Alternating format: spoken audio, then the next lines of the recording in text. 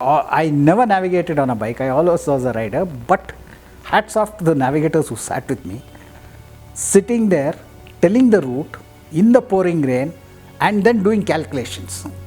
It used to be a time speed distance rally. It was called the TSD rally. Then it became CS rally, that is competitive sections. Now it runs only on SS, that is super special stages, SSS.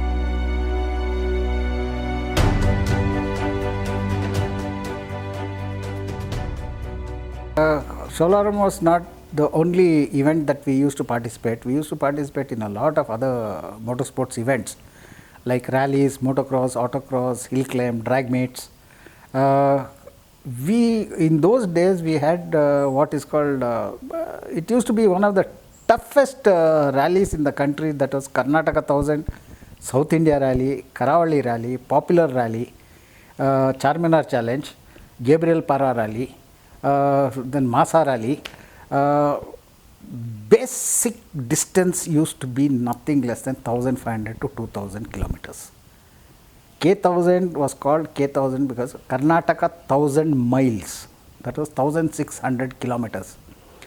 So we used to have this problem of sitting non-stop and riding 8 to 10 hours. So we had to modify the seats. Now next, overcoming the rains. We didn't have any fancy equipment of trying to protect ourselves. So we used to go and buy these duckback raincoats, wear it backwards.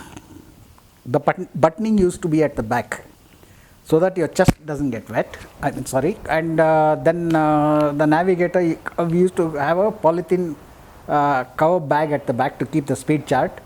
Now I never navigated on a bike, I always was a rider, but hats off to the navigators who sat with me, sitting there, telling the route in the pouring rain and then doing calculations.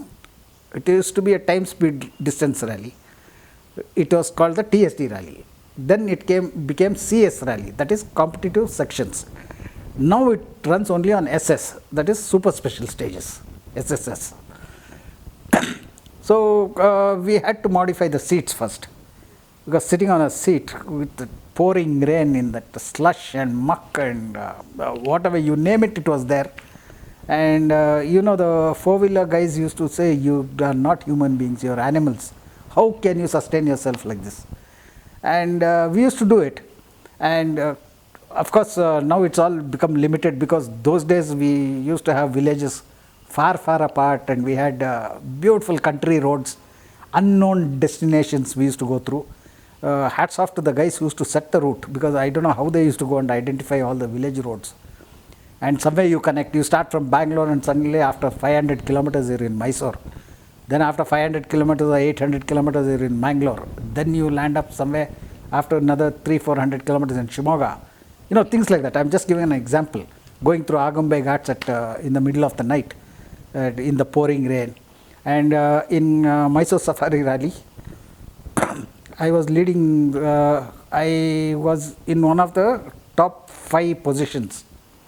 And at one place, it was in K1000 only, one place, there were about 16 motorcycles lined up, 16 or 18 motorcycles lined up, and they said, don't go, there's an elephant around the corner.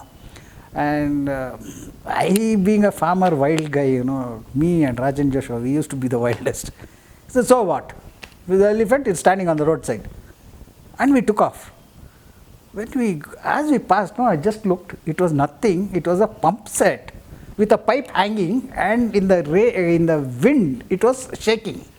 So it looked like a trunk of an elephant. And these poor buggers were piled up there, thinking it's an elephant. And I suddenly found myself many places. But unfortunately, we had a lot of mechanical failures. That year also I couldn't complete. The toughest was Mysore Safari Rally, which used to run through the elephant grass in Nagarole, where you couldn't even know what is around the corner, because the grass used to be 8 to 10 feet height. Really scary at middle of the dead of the night. If you get lost, you're finished. And that used to be tough. Then the Charminar challenge, which I did, I won it in 1981 on a Rajut 175cc. and again in 1983-84, RD 350. That was the longest rally. It was about 2,600 and odd kilometers. Like if you tell somebody that it started in Hyderabad, ended in Hyderabad, went to Madras and came back. If you tell them you did 2,600 kilometers, they'll say, what the hell are you guys doing here? After all, what is the distance between Hyderabad and Madras? But then it never used to click to them that we never used to go on the highway.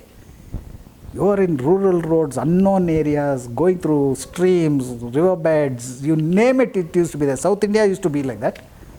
That Red Hills area section and all that next to Sholaram, they had some beautiful terrain there, where a guy with a good machine could lose and a guy with a bad machine could win.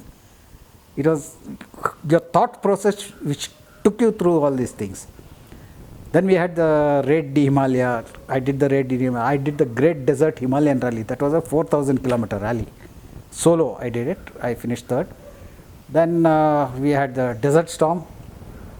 Any number of events. And basically rallying on two-wheelers was nobody can dream of. I mean, I can't explain. Like if you question any of the other riders also, the past riders, they'll tell you how tough it was, and we never used to think twice about it. I mean, people get scared. People used to enter.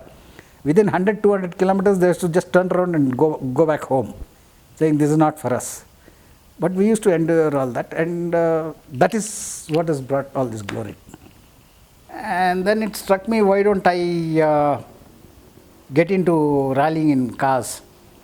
So my daddy was very apprehensive. He said, bikes itself you can't afford, where the hell are you going to afford all this? He said, no, Gypsy is very cheap to run. I've been watching these guys, because we were on bikes when the Gypsies were running. I said, they hardly do any repairs on them and all, they're very sturdy. He said, go ahead. So I bought myself a Gypsy. Now I was wondering why the hell I did it, because who's going to drive it? I was not a driver. I was always a rider. Then I said, why don't I start navigating? Then I started hunting around. I got Gautam Kadam, a very close friend of mine, who was a topmost rallies in the biker in those days. He won all the rallies in the country. So I said, why don't you drive my Gypsy? Let's go as a team and let's participate. So at that time, Team Parel was running. They are from Cochin. Jiju is his name, Jiju and Thomas. They said, drive under our banner, we will give you certain amount of money and you can rally. So we started like that. We slowly started. Then we were noticed by JK and MRF, because they had also come into the picture in a big way at those days. And then Hardy, Sanjay Sharma, who's a CEO of Motorsports in JK, he said, you do one thing, we'll use your Gypsy, I'll sponsor you, we'll give you the drivers. So fair enough, anything coming was good enough for me. So okay, this is a certain amount I'll give you, this is a certain number of tires I'll give you, service, everything is your headache, why don't you do it? I said, fair enough. So they brought in Nikhil Taneja, they brought in Dicky Gill, Koka Rao, Manik Raiki, any number of guys. They drove my car. We won quite a lot of events, and then he took me on totally as a fully sponsored navigator, and I was navigating. Then again I had this itch of seeing this Mr. Vicky Chandhok driving the 1000cc the Maruti, and in Nasik Rally I had gotten service for somebody, and when I saw that car moving, I said, no, I have decided to buy a car.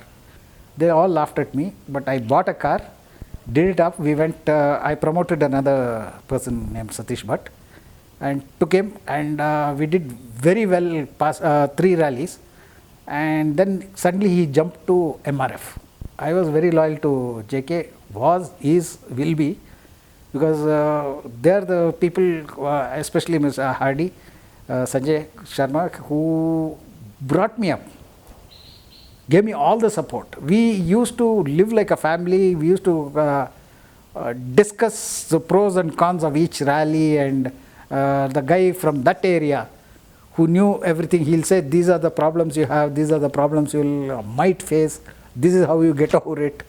If you go to Kerala, we had somebody backing us from in Kerala. Madras, we had Vicky Chandhok and team, because Vicky Chandhok only used to tune our vehicles. And then later on, the whole thing shifted. It was Karivardhan who used to do it. Later on, it shifted to Vicky Chandhok. And when Karivardhan was doing it, he used to not charge me 1 rupee. As soon as the rally is over, I used to go leave my vehicle there. It will be ready for the next rally. And when I went, I said, Anna, what is the bill I'll have to give? He said, no man, it's my sponsor. You know, he had that affinity towards me.